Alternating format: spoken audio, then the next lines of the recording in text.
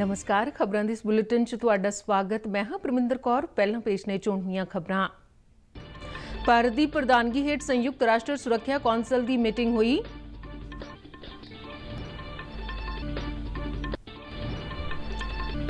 विदेश मंत्री doctor S Jaishankar ने कहा कि सरकार काबुल की स्थिति ते लगातार नज़र रख रही है।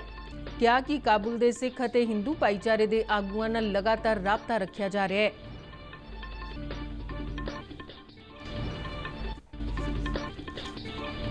विदेश मंत्रालय ने अफगानिस्तान च रह रहे भारतीय मूल के लोगों को मदद लिए फोन नंबर और ईमेल पता जारी किया।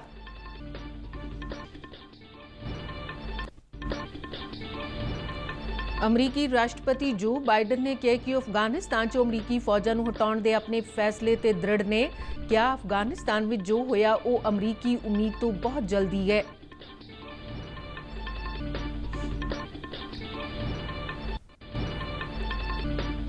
देश की आज़ादी च अहम योगदान पाउण वाले शहीद मदन लाल ढींगरा नूं बरसी मौके शरधा के फुल पेंट किए जा रहे हैं।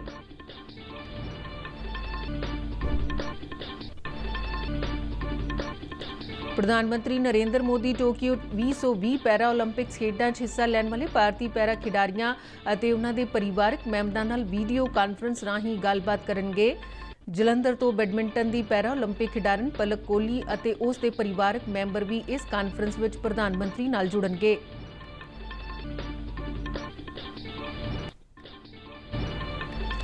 भारत ने लॉर्ड्स टेस्ट में इंग्लैंड को 151 दौड़ां के फर्क नाल हराया। 5 मैचों की लड़ी च 1-0 की अगेत हासिल की। ते हुण खबरां विस्तार नाल। अफगानिस्तान स्थिति की चर्चा लिए संयुक्त राष्ट्र सुरक्षा कौंसल की मीटिंग हुई। भारत की प्रधानगी हेठ अफगानिस्तान नाल कौंसल की दूजी मीटिंग सी। उन्होंने कहा कि संयुक्त राष्ट्र के जनरल सकत्तर एंटोनियो गुतरस ने कहा कि संयुक्त राष्ट्र अफगानिस्तान के लोगों का साथ नहीं छड्डेगा। उन्होंने उम्मीद जाहिर की है कि अफगानिस्तान में मनुखी अधिकार सुरक्षित रहणगे ते अफगानिस्तान अतवादियों की पनाहगाह नहीं बनेगा।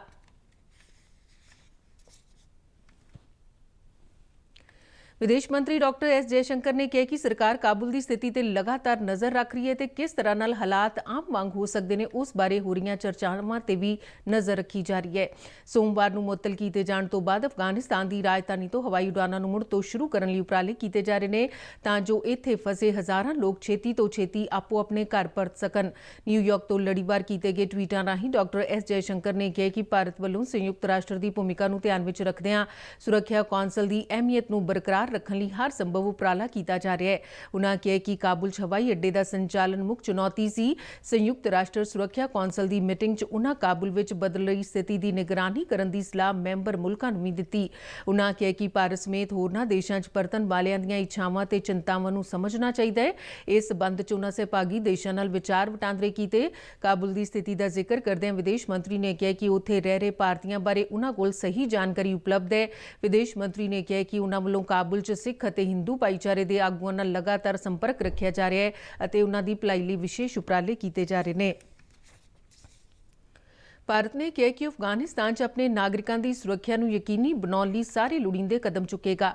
विदेश मंत्रालय के बुलारे अरदिम बागची ने अफगानिस्तान की स्थिति बारे पत्रकारों वालों पूछे गए सवालों के जवाब च कहा कि कुछ समय लिए काबुल हवाई अड्डे तो वपारक हवाई उड़ानों का संचालन रोक दिता गया सी, जिस दे चलदिआं भारतीय नागरिकों को वापस लियाउण के यत्नां च कुछ रुकावट आई सी।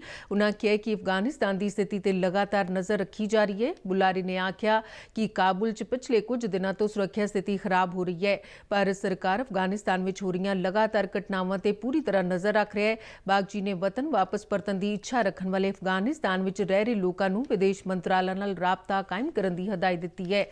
उन्होंने अफगानिस्तान में रह रहे भारतीय मूल के लोगों की मदद लिए फोन नंबर 97 177 85 379 और ईमेल पता meahelpdeskindia@gmail.com भी साझा किया। अमरीकी राष्ट्रपति जो बाइडन ने कहा कि अफगानिस्तान चो अमरीकी फौजां नूं हटाउण दे अपने फैसले ते दृढ़ ने। 20 साल बाद उन्होंने अजिहा कदम चुक्या है। बाइडन ने कहा कि अमरीकी फौजां नूं अफगानिस्तान तो वापस बुलाउण मगरों एक वड्डे खतरे की संभावना तां सी अते उस नाल टाकरे लई योजना भी बनाई गई सी, पर अफगानिस्तान में जो होया वो अमरीकी उम्मीद तो बहुत जल्दी होया। उन्होंने आख्या कि अफगानिस्तान में लंबे अरसे तक अमरीका के जंग लड़न नाल चीन अते रूस नूं फायदा होना सी। उन्होंने कहा कि अमरीकी विदेश मंत्री अते होर उगे आगुओं ने तालिबान ਤੇ ਫੌਰੀ ਜਿੱਤ ਦਰਜ ਕਰਨ ਲਈ ਇਹਨਾਂ ਦੋਹਾਂ ਮੁਲਕਾਂ ਨਾਲ ਵੀ ਸਲਾਹ ਕੀਤੀ ਹੈ। ਅਫਗਾਨਿਸਤਾਨ ਦੇ ਮੌਜੂਦਾ ਸੰਕਟ ਨੂੰ ਸੰਬੋਧਨ ਕਰਦਿਆਂ ਅਮਰੀਕੀ ਰਾਸ਼ਟਰਪਤੀ ਜੋ ਬਾਈਡਨ ਨੇ ਦੱਸਿਆ ਕਿ ਕਿਸ ਤਰ੍ਹਾਂ ਨਾਲ ਅਮਰੀਕਾ ਨੇ 20 ਸਾਲ ਪਹਿਲਾਂ ਅਫਗਾਨਿਸਤਾਨ ਵਿੱਚ ਅਲ-ਕਾਇਦਾ ਤੇ ਉਸਾਮਾ ਬਿਨ ਲਾਦਨ ਨੂੰ ਖਤਮ ਕੀਤਾ ਸੀ। ਬਾਈਡਨ ਨੇ ਉਹਨਾਂ ਹਾਲਾਤਾਂ ਦਾ ਵੀ ਜ਼ਿਕਰ ਕੀਤਾ ਜਿਸ ਦੇ ਚਲਦਿਆਂ ਅਮਰੀਕੀ ਫੌਜਾਂ ਨੂੰ ਉੱਥੇ ਹਟਣਾ ਪਿਆ ਅਤੇ ਤਾਲਿਬਾਨ ਨੇ ਕਿਸ ਤਰ੍ਹਾਂ ਨਾਲ ਅਫਗਾਨਿਸਤਾਨ ਤੇ ਕਬਜ਼ਾ ਕੀਤਾ। ਅਮਰੀਕੀ ਰਾਸ਼ਟਰਪਤੀ ਨੇ ਕਿਹਾ ਕਿ ਉਹਨਾਂ ਨੇ ਪਿਛਲੇ ਕਈ ਸਾਲਾਂ ਤੋਂ ਲਗਾਤਾਰ ਕਿਹਾ ਸੀ ਕਿ ਅਫਗਾਨਿਸਤਾਨ ਵਿੱਚ ਸਾਡੀ ਭੂਮਿਕਾ ਰਾਸ਼ਟਰ ਨਿਰਮਾਣ ਦੀ ਨਹੀਂ ਹੋਣੀ ਚਾਹੀਦੀ, ਸਗੋਂ ਸਾਡਾ ਪੂਰਾ ਧਿਆਨ ਅੱਤਵਾਦ ਦੇ ਟਾਕਰੇ ਤੇ ਹੋਣਾ ਚਾਹੀਦਾ ਹੈ। ਉਹਨਾਂ ਕਿਹਾ ਕਿ ਮੌਜੂਦਾ ਸਮੇਂ 'ਚ ਅੱਤਵਾਦ ਦੇ ਖਤਰੇ ਦਾ ਘੇਰਾ ਬਦਲ ਗਿਆ ਤੇ ਅਫਗਾਨਿਸਤਾਨ ਤੋਂ ਵੀ ਅੱਗੇ ਨਿਕਲ ਚੁੱਕਾ ਹੈ। ਉਹਨਾਂ ਕਿਹਾ ਕਿ ਅਮਰੀਕਾ ਵੱਲੋਂ ਬਹੁਤ ਸਾਰੇ ਦੇਸ਼ਾਂ 'ਚ ਅਸਰਦਾਰ ਢੰਗ ਨਾਲ ਅੱਤਵਾਦ ਵਿਰੋਧੀ ਮਿਸ਼ਨ ਚਲਾਏ ਨੇ ਤੇ ਉੱਥੇ ਅਮਰੀਕਾ ਦੇ ਪੱਕੇ ਫੌਜੀ ਟਿਕਾਣੇ ਵੀ ਬਣਾਏ ਗਏ ਨੇ। ਉਹਨਾਂ ਕਿਹਾ ਕਿ ਜੇ ਜ਼ਰੂਰੀ ਹੋਇਆ ਤਾਂ ਅਮਰੀਕਾ ਅਫਗਾਨਿਸਤਾਨ ਵਿੱਚ ਵੀ ਅਜਿਹਾ ਕਰੇਗਾ। देश की आज़ादी का अमृत महोत्सव तहत भारत के आज़ादी संघर्ष में अहम योगदान पाने वाले अनजान और गुमनाम शहीदों को शरधा के फुल भेंट किए जा रहे हैं और आज़ादी के घोल में उन्होंने वालों पाए गए योगदान बारे आम लोगों को जाणू करवाया जा रहा है। अजे ही एक शहीद मदन लाल ढींगरा की अज बरसी है। पेश है देश की आज़ादी के संघर्ष में उन्होंने वालों पाए गए अहम योगदान, जीवन और संघर्ष तो जाणू करवाने की एक विशेष रिपोर्ट।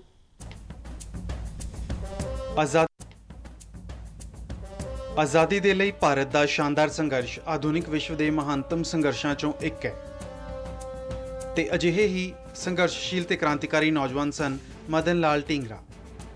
मदन लाल ढींगरा का जन्म 18 सितंबर 1883 ਨੂੰ पंजाब के अमृतसर विच होया सी। ਉਹ सरकारी कालज विच पढ़न लई सन 1900 ਵਿੱਚ लाहौर चले गए, जिथे ਉਹ राष्ट्रवादी अंदोलन तो प्रभावित होए ਜਿਹੜਾ ਉਸ ਵੇਲੇ स्वराज ਲਈ ਚਲਾਇਆ ਜਾ ਰਿਹਾ ਸੀ। ਢੀਂਗਰਾ ਭਾਰਤ ਦੀ ਗਰੀਬੀ ਤੋਂ ਬਹੁਤ ਦੁਖੀ ਸਨ। ਉਹਨਾਂ ਨੇ ਭਾਰਤ ਵਿੱਚ ਗਰੀਬੀ ਦੇ ਕਾਰਨਾਂ ਨਾਲ ਸੰਬੰਧਿਤ ਸਾਹਿਤ ਦਾ ਅਧਿਐਨ ਕੀਤਾ ਅਤੇ ਮਹਿਸੂਸ ਕੀਤਾ ਕਿ ਇਹਨਾਂ ਮੁਸ਼ਕਲਾਂ ਦਾ ਹੱਲ ਸਵਰਾਜ ਅਤੇ ਸਵਦੇਸ਼ੀ ਨਾਲ ਹੀ ਹੈ। ਉਹਨਾਂ ਨੇ ਇਹ ਵੀ ਮਹਿਸੂਸ ਕੀਤਾ ਕਿ ਇਸ ਗਰੀਬੀ ਦਾ ਕਾਰਨ ਅੰਗਰੇਜ਼ਾਂ ਦਾ ਦਮਨਕਾਰੀ ਸ਼ਾਸਨ ਹੀ ਹੈ। ਢੀਂਗਰਾ ਨੇ 1904 ਚ ਵਿਦਿਆਰਥੀਆਂ ਦੇ ਵਿਰੋਧ ਪ੍ਰਦਰਸ਼ਨ ਦੀ ਅਗਵਾਈ ਕੀਤੀ। ਇਹ ਪ੍ਰਦਰਸ਼ਨ ਪ੍ਰਿੰਸੀਪਲ ਦੇ ਉਸ ਹੁਕਮ ਦੇ ਖਿਲਾਫ ਕੀਤਾ ਗਿਆ ਸੀ ਜਿਸ ਤਹਿਤ ਉਹਨਾਂ ਨੇ ਕਾਲਜ ਵਿੱਚ ਬਰਤਾਨੀਆ ਤੋਂ ਦਰਾਮਦ ਕੱਪੜਿਆਂ ਦਾ ਬਾਜ਼ਾਰ ਸ਼ੁਰੂ ਕੀਤਾ ਸੀ। ਢੀਂਗਰਾ ਨੂੰ ਕਾਲਜ ਵਿੱਚੋਂ ਕੱਢ ਦਿੱਤਾ ਗਿਆ। ਆਮ ਭਾਸ਼ਾ ਵਿੱਚ ਕਿਹਾ ਜਾਵੇ ਤਾਂ ਉਹਨਾਂ ਦਿਨਾਂ ਦੌਰਾਨ ਕ੍ਰਾਂਤੀਕਾਰੀ ਰਾਸ਼ਟਰਵਾਦ ਦਾ ਉਦੈ ਨਹੀਂ ਸੀ ਹੋਇਆ, ਪਰ ਇਸ ਘਟਨਾ ਨੇ ਢੀਂਗਰਾ ਨੂੰ ਕ੍ਰਾਂਤੀਕਾਰੀ ਰਾਸ਼ਟਰਵਾਦ ਦੇ ਨੇੜੇ ਲਿਆ ਦਿੱਤਾ। 1905 ਵਿੱਚ ਢੀਂਗਰਾ ਲੰਡਨ ਚਲੇ ਗਏ ਅਤੇ ਉੱਥੇ ਇੰਡੀਆ ਹਾਊਸ ਵਿੱਚ ਠਹਿਰੇ।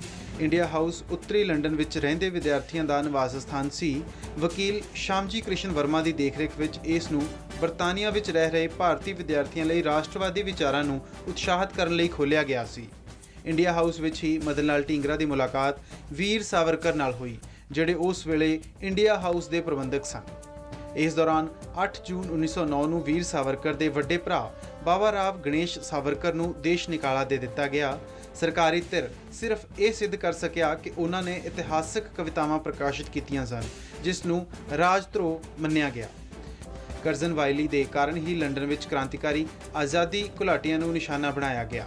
ਸ਼ਾਮਜੀ ਕ੍ਰਿਸ਼ਨ ਵਰਮਾ ਦੇ ਜਨਰਲ ਦ ਇੰਡੀਅਨ ਸੋਸ਼ਲੋਜਿਸਟ ਨੇ ਵਾਇਲੀ ਨੂੰ ਭਾਰਤ ਦਾ ਪੁਰਾਣਾ ਬੇਰਹਿਮ ਦੁਸ਼ਮਣ ਕਿਹਾ, ਜਿਸ ਨੇ ਆਪਣੇ ਕਰੀਅਰ ਦੀ ਸ਼ੁਰੂਆਤ ਤੋਂ ਹੀ ਭਾਰਤੀ ਕਿਸਾਨਾਂ ਦੀਆਂ ਮੁਸ਼ਕਲਾਂ ਨੂੰ ਵਧਾਇਆ ਸੀ। ਕ੍ਰਾਂਤੀਕਾਰੀਆਂ ਵਿੱਚ ਗੁੱਸਾ ਇੰਨਾ ਜ਼ਿਆਦਾ ਸੀ ਕਿ ਉਹਨਾਂ ਨੇ ਢੀਂਗਰਾ ਨੂੰ ਸਿਖਰਲੇ ਕਦਮ ਪੁੱਟਣ ਲਈ ਮਜਬੂਰ ਕਰ ਦਿੱਤਾ। 1 ਜੁਲਾਈ 1909 ਨੂੰ ਢੀਂਗਰਾ ਇੱਕ ਰੈਲੀ ਵਿੱਚ ਸ਼ਾਮਲ ਹੋਏ, ਜਿਸ ਦਾ ਪ੍ਰਬੰਧ ਇੰਪੀਰੀਅਲ ਇੰਸਟੀਚਿਊਟ ਵਿੱਚ ਨੈਸ਼ਨਲ ਇੰਡੀਅਨ ਐਸੋਸੀਏਸ਼ਨ ਨੇ ਕੀਤਾ ਸੀ। ਇਸ ਬੈਠਕ ਵਿੱਚ ਬਰਤਾਨਵੀ ਅਧਿਕਾਰੀ ਵਿਲੀਅਮ ਹਟ ਕਰਜ਼ਨ ਵਾਇਲੀ ਵੀ ਮੌਜੂਦ ਸਨ। ਆਖਿਰ ਵਿੱਚ ਜਦੋਂ ਮਹਿਮਾਨ ਜਾਣ ਲੱਗੇ ਤਾਂ ਢੀਂਗਰਾ ਨੇ ਬਹੁਤ ਨੇੜੇ ਤੋਂ ਕਰਜ਼ਨ ਵਾਇਲੀ ਤੇ ਗੋਲੀ ਦਾਗ ਦਿੱਤੀ। ਢੀਂਗਰਾ ਨੂੰ ਤੁਰੰਤ ਗ੍ਰਿਫਤਾਰ ਕਰ ਲਿਆ ਗਿਆ। ਮੁਕੱਦਮੇ ਦੌਰਾਨ ਉਸ ਨੇ ਆਪਣਾ ਬਚਾਅ ਖੁਦ ਕੀਤਾ, ਪਰ ਉਸ ਨੇ ਅਦਾਲਤ ਦੀ ਵੈਧਤਾ ਨੂੰ ਸਵੀਕਾਰ ਨਹੀਂ ਕੀਤਾ। ਢੀਂਗਰਾ ਨੇ ਦਾਅਵਾ ਕੀਤਾ ਕਿ ਕਰਜ਼ਨ ਵਾਇਲੀ ਨੂੰ ਗੋਲੀ ਮਾਰਨਾ ਦੇਸ਼ ਭਗਤੀ ਦਾ ਕੰਮ ਸੀ ਅਤੇ ਇਹ ਭਾਰਤ ਵਿੱਚ ਬਰਤਾਨਵੀ ਸਰਕਾਰ ਵੱਲੋਂ ਭਾਰਤੀਆਂ ਦੀ ਗੈਰ ਮਨੁੱਖੀ ਹੱਤਿਆ ਦਾ ਬਦਲਾ ਸੀ। ਢੀਂਗਰਾ ਨੂੰ ਦੋਸ਼ੀ ਪਾਇਆ ਗਿਆ ਅਤੇ ਮੌਤ ਦੀ ਸਜ਼ਾ ਦਿੱਤੀ ਗਈ। ਉਹਨਾਂ ਨੂੰ 17 ਅਗਸਤ 1909 ਨੂੰ ਪੈਂਟਨਵਿਲੇ ਜੇਲ੍ਹ ਵਿੱਚ ਫਾਂਸੀ ਦੇ ਦਿੱਤੀ ਗਈ। ਨੌਜਵਾਨ ਮਦਨ ਲਾਲ ਢੀਂਗਰਾ ਦਾ ਸ਼ੁਰੂਆਤੀ ਜੀਵਨ ਆਰਾਮ ਅਤੇ ਸੁੱਖ ਸੁਵਿਧਾਵਾਂ ਨਾਲ ਬੀਤਿਆ। ਉਹਨਾਂ ਦੀ ਅੰਗਰੇਜ਼ੀ ਸਿੱਖਿਆ ਦੇ ਕਾਰਨ ਅਜਿਹਾ ਸੰਭਵ ਹੋ ਸਕਿਆ, ਪਰ ਹੋਣੀ ਨੂੰ ਕੁਝ ਹੋਰ ਹੀ ਮਨਜ਼ੂਰ ਸੀ। ਉਹਨਾਂ ਨੇ ਆਪਣੇ ਦੇਸ਼ ਵਾਸੀਆਂ ਨਾਲ ਹੋਈ ਬੇਇਨਸਾਫੀ ਦਾ ਬਦਲਾ ਲੈਣ ਨੂੰ ਤਰਜੀਹ ਦਿੱਤੀ। ਉਹ ਬਹੁਤ ਚੰਗੀ ਤਰ੍ਹਾਂ ਨਾਲ ਜਾਣਦੇ ਸਨ ਕਿ ਬਦਲੇ ਦੀ ਭਾਵਨਾ ਨਾਲ ਉਹਨਾਂ ਦੇ ਲਈ ਕਈ ਮੁਸੀਬਤਾਂ ਪੈਦਾ ਹੋਣਗੀਆਂ, ਪਰ ਉਹਨਾਂ ਨੇ ਆਪਣੀ ਰਾਹ ਨਹੀਂ ਬਦਲੀ। ਅਜਿਹੇ ਪੱਕੇ ਇਰਾਦੇ ਵਾਲੇ ਸਨ ਨੌਜਵਾਨ ਢੀਂਗਰਾ। ਅੰਮ੍ਰਿਤਸਰ ਤੋਂ ਮਨਿੰਦਰ ਮੋਂਗਾ ਨਾਲ ਮਨਦੀਪ ਰਜੌਰਾ, ਦੂਰਦਰਸ਼ਨ ਸਮਾਚਾਰ ਜਲੰਧਰ। ਪ੍ਰਧਾਨ ਮੰਤਰੀ ਨਰਿੰਦਰ ਮੋਦੀ ਅੱਜ ਵੀਡੀਓ ਕਾਨਫਰੰਸ ਰਾਹੀਂ ਟੋਕੀਓ 2020 ਪੈਰਾ ਓਲੰਪਿਕ ਖੇਡਾਂ 'ਚ ਹਿੱਸਾ ਲੈਣ ਵਾਲੇ ਭਾਰਤੀ ਪੈਰਾ ਐਥਲੀਟਾਂ ਤੇ ਉਹਨਾਂ ਦੇ ਪਰਿਵਾਰਕ ਮੈਂਬਰਾਂ ਨਾਲ ਗੱਲਬਾਤ ਕਰਨਗੇ। ਕੁੱਲ 9 ਮੁਕਾਬਲਿਆਂ ਦੇ 54 ਪੈਰਾ ਐਥਲੀਟ ਇਸ ਵਾਰ ਦੇਸ਼ ਦੀ ਨੁਮਾਇੰਦਗੀ ਕਰਨ ਲਈ ਟੋਕੀਓ ਜਾ ਰਹੇ ਨੇ। ਇਹ ਪੈਰਾ ਓਲੰਪਿਕ ਖੇਡਾਂ 'ਚ ਭਾਗ ਲੈਣ ਵਾਲਾ ਹੁਣ ਤੱਕ ਦਾ ਸਭ ਤੋਂ ਵੱਡਾ ਭਾਰਤੀ ਦਲ ਹੈ। ਪ੍ਰਧਾਨ ਮੰਤਰੀ ਦੀ ਇਸ ਵੀਡੀਓ ਕਾਨਫਰੰਸ ਦੌਰਾਨ ਕੇਂਦਰੀ ਖੇਡ ਮੰਤਰੀ ਵੀ ਮੌਜੂਦ होंगे। कौन कहता है कि आसमान में सुराख नहीं हो सकता, एक पत्थर तबीयत से उछालो यारो। प्रसिद्ध कवि दुष्यंत कुमार ਦੀਆਂ ਇਹਨਾਂ ਸਤਰਾਂ ਨੂੰ ਜਲੰਧਰ ਦੇ ਇਸਲਾਮਗੰਜ ਦੀ ਵਸਨੀਕ ਪਲਕ ਕੋਹਲੀ ਨੇ ਆਪਣੀ ਕਮੀ ਨੂੰ ਕਾਬਲੀਅਤ ਵਿੱਚ ਬਦਲ ਕੇ ਪ੍ਰਤੱਖ ਕਰ ਦਿਖਾਇਆ ਹੈ। ਅਸੀਂ 19 ਵਰਿਆਂ ਦੀ ਪਲਕ ਕੋਹਲੀ ਦੀ ਗੱਲ ਕਰ ਰਹੇ ਹਾਂ। ਖੱਬਾ ਹੱਥ ਨਾ ਹੋਣ ਦੇ ਬਾਵਜੂਦ ਉਸ ਨੇ ਟੋਕੀਓ 'ਚ ਹੋਣ ਵਾਲੀਆਂ ਪੈਰਾ ਓਲੰਪਿਕ ਖੇਡਾਂ ਸਭ ਤੋਂ ਯੁਵਾ ਖਿਡਾਰੀ ਦੇ ਤੌਰ ਤੇ ਕੁਆਲੀਫਾਈ ਕੀਤਾ ਹੈ। ਇਹੋ ਨਹੀਂ, ਦੁਨੀਆ ਦੀ ਸਭ ਤੋਂ ਯੁਵਾ ਖਿਡਾਰੀ ਪਲਕ ਕੋਹਲੀ ਹੁਣ ਤੱਕ ਕੌਮੀ ਅਤੇ ਕੌਮਾਂਤਰੀ ਮੰਚ ਤੇ ਆਪਣਾ ਲੋਹਾ ਮਨਵਾ ਚੁੱਕੀ ਹੈ। ਅੱਜ ਪ੍ਰਧਾਨ ਮੰਤਰੀ ਨਰਿੰਦਰ ਮੋਦੀ ਨਾਲ ਵੀਡੀਓ ਕਾਨਫਰੰਸ ਰਾਹੀਂ ਪਲਕ ਕੋਹਲੀ ਦੇ ਨਾਲ-ਨਾਲ ਉਸ ਦੇ ਪਰਿਵਾਰਕ ਮੈਂਬਰ ਵੀ ਜੁੜਨਗੇ। ਪਲਕ ਕੋਹਲੀ ਦੇ ਪਿਤਾ ਮਹੇਸ਼ ਕੋਹਲੀ ਨੇ ਦੱਸਿਆ ਕਿ ਉਹਨਾਂ ਨੂੰ ਉਸ ਵੇਲੇ ਮਾਣ ਮਹਿਸੂਸ ਹੁੰਦਾ ਹੈ ਜਦ ਕੋਈ ਵਿਅਕਤੀ ਉਹਨਾਂ ਨੂੰ ਪਲਕ ਕੋਹਲੀ ਦੇ ਪਿਤਾ ਵਜੋਂ ਸੰਬੋਧਨ ਕਰਦਾ ਹੈ ਤੇ ਪਲਕ ਕੋਹਲੀ ਦੀ ਇੰਨੀ ਛੋਟੀ ਉਮਰ ਵਿੱਚ ਵੱਡੀ ਕਾਮਯਾਬੀ ਦੀ ਗੱਲ ਹੁੰਦੀ ਹੈ। ਮੈਂ ਪਲਕ ਕੋਹਲੀ ਦਾ ਫਾਦਰ ਮਹੇਸ਼ ਕੋਹਲੀ, ਜਿਹੜਾ ਕਿ ਬਹੁਤ ਲੱਕੀ ਆਪਣੇ ਆਪ ਨੂੰ ਮੰਨਦਾ ਹੈ ਕਿ ਉਹ ਇੰਨੀ ਛੋਟੀ ਏਜ ਦੇ ਵਿੱਚ ਐਡੇ ਵੱਡੇ ਈਵੈਂਟ ਦੇ ਵਿੱਚ ਜਾ ਰਹੀ ਹੈ, ਜਿਸ ਨਾਲ ਸਾਰਾ ਪਰਿਵਾਰ ਬਹੁਤ ਜ਼ਿਆਦਾ ਖੁਸ਼ੀਆਂ ਮਨਾ ਰਿਹਾ ਹੈ ਔਰ ਬਹੁਤ ਜ਼ਿਆਦਾ ਪ੍ਰਾਊਡ ਫੀਲ ਕਰਦੇ ਹਾਂ। ਖਾਸ ਕਰਕੇ ਇਹਦੇ ਦਾਦਾ ਜੀ, ਦਿੱਲੀ ਵਾਲੇ ਵੱਡੇ ਭਾਈ ਸਾਹਿਬ ਮੇਰੇ ਬਹੁਤ ਜ਼ਿਆਦਾ ਹੈਪੀ ਹੈ ਔਰ ਬਹੁਤ ਹੀ ਅੱਛਾ ਲੱਗਦਾ ਹੈ ਕਿ ਜਿਸ ਟਾਈਮ ਸਾਡੇ ਘਰ ਕੋਈ ਇਹ ਆ ਕੇ ਕਹਿੰਦਾ ਹੈ ਕਿ ਪਲਕ ਕੋਹਲੀ ਨੇ ਤਾਂ ਬਹੁਤ ਹੀ ਛੋਟੀ ਏਜ ਦੇ ਵਿੱਚ ਬਹੁਤ ਜ਼ਿਆਦਾ ਉਪਲਬਧੀਆਂ ਪ੍ਰਾਪਤ ਕਰ ਲਿੱਤੀਆਂ, ਤਾਂ ਦਿਲੋਂ ਬੜੀ ਖੁਸ਼ੀ ਹੁੰਦੀ ਹੈ ਇਹ ਸੁਣ ਕੇ। ਪਲਕ ਦੀ ਮਾਤਾ ਸਿੰਮੀ ਕੋਹਲੀ ਨੇ ਪਲਕ ਬਾਰੇ ਗੱਲ ਕਰਦਿਆਂ ਦੱਸਿਆ ਕਿ ਬਚਪਨ ਤੋਂ ਪਲਕ ਦੀ ਖੇਡਾਂ ਵਿੱਚ ਬਹੁਤ ਰੁਚੀ ਸੀ ਤੇ ਉਸਨੇ ਕਦੀ ਵੀ ਆਪਣੇ ਆਪ ਨੂੰ ਕਿਸੇ ਤੋਂ ਘੱਟ ਨਹੀਂ ਸਮਝਿਆ। ਸਿੰਮੀ ਕੋਹਲੀ ਕਹਿੰਦੇ ਨੇ ਕਿ ਪਲਕ ਕਿਸੇ ਵੀ ਕੰਮ ਲਈ ਕਦੇ ਕਿਸੇ ਤੇ ਨਿਰਭਰ ਨਹੀਂ ਰਹੀ। ਉਹਨਾਂ ਕਿਹਾ ਕਿ ਆਪਣੀ ਮਿਹਨਤ ਸਦਕਾ ਪਲਕ ਦੁਨੀਆ ਦੀ ਹਰ ਲੜਕੀ ਲਈ ਪ੍ਰੇਰਨਾ ਬਣ ਕੇ ਉੱਭਰੀ ਹੈ। ਉਹਨਾਂ ਪਲਕ ਨੂੰ ਲੰਮੀਆਂ ਉਚਾਈਆਂ ਤੱਕ ਪਹੁੰਚਾਉਣ ਲਈ ਪਲਕ ਦੇ ਕੋਚ ਗੌਰਵ ਖੰਨਾ ਦੇ ਅਹਿਮ ਯੋਗਦਾਨ ਦੀ ਵੀ ਸ਼ਲਾਘਾ ਕੀਤੀ। ਪਲਕ ਕੋਹਲੀ ਦੀ ਨੇਚਰ ਉਹ ਸਪੋਰਟਸ ਦੇ ਵਿੱਚ ਇੰਟਰਸਟ ਰੱਖਦੀ ਸੀ, ਖੇਲ ਕੂਦ 'ਚ। ਮਤਲਬ ਕਿ ਉਹਨੇ ਆਪਣੇ ਆਪ ਨੂੰ ਇਹ ਸ਼ੋਅ ਨਹੀਂ ਕੀਤਾ ਕਿ ਮੈਂ ਕੋਈ ਕੰਮ ਨਹੀਂ ਕਰ ਸਕਦੀ। ਈਵਨ ਹਰ ਛੋਟੇ ਕੰਮ, ਸਕੂਲ ਦੇ ਬੈਗ ਨੂੰ ਅਸੈਂਬਲ ਕਰਨਾ, ਆਪਣੇ ਸਕੂਲ ਦੇ ਟਿਫਨ ਨੂੰ ਲੈ ਕੇ ਜਾਣਾ, ਆਪਣੀ ਯੂਨੀਫਾਰਮ ਪ੍ਰੈਸ ਕਰਨਾ, ਉਹਨੇ ਹਰ ਕੰਮ ਕੀਤੇ। ਔਰ ਸਪੋਰਟਸ ਵਿੱਚ ਉਹਨੂੰ ਹਮੇਸ਼ਾ ਹੀ ਰੁਚੀ ਰਹੀ ਹੈ ਕਿ ਮੈਂ ਕੁਝ ਬਣਨਾ ਹੈ ਤੇ ਮੈਂ ਆਪਣੇ ਸਪੋਰਟਸ ਨੂੰ ਮੈਂ ਰਹਿਣਾ। ਉਹਨੇ ਹਰ ਕਲਾਸ 'ਚ ਪੀਟੀ ਪੀਰੀਅਡ 'ਚ ਉਹਨੇ ਸਪੋਰਟਸ 'ਚ ਹਿੱਸਾ ਜ਼ਰੂਰ ਲਿੱਤਾ। ਭਾਰਤ ਨੇ ਇੰਗਲੈਂਡ ਨੂੰ ਮੌਜੂਦਾ 5 ਮੈਚਾਂ ਦੀ ਟੈਸਟ ਲੜੀ ਦੇ ਦੂਜੇ ਮੈਚ ਵਿੱਚ 151 ਦੌੜਾਂ ਦੇ ਵੱਡੇ ਫਰਕ ਨਾਲ ਹਰਾ ਕੇ 1-0 ਦੀ ਲੀਡ ਹਾਸਲ ਕਰ ਲਈ ਹੈ। ਮੈਚ ਦੇ 5ਵੇਂ ਅਤੇ ਆਖਰੀ ਦਿਨ ਕ੍ਰਿਕਟ ਪ੍ਰੇਮੀਆਂ ਦਾ ਚੰਗਾ ਮਨੋਰੰਜਨ ਹੋਇਆ। 5ਵਾਂ ਦਿਨ ਇੱਕ ਦਿਨਾ ਮੈਚ ਬਣ ਕੇ ਰਹਿ ਗਿਆ। ਭਾਰਤ ਨੇ ਚੌਥੇ ਦਿਨ ਦੀ ਖੇਡ ਖਤਮ ਹੋਣ ਤੱਕ 6 ਵਿਕਟਾਂ ਦੇ ਨੁਕਸਾਨ ਤੇ ਬਣਾਈਆਂ 181 ਦੌੜਾਂ ਤੋਂ ਅੱਗੇ ਖੇਡਣਾ ਸ਼ੁਰੂ ਕੀਤਾ।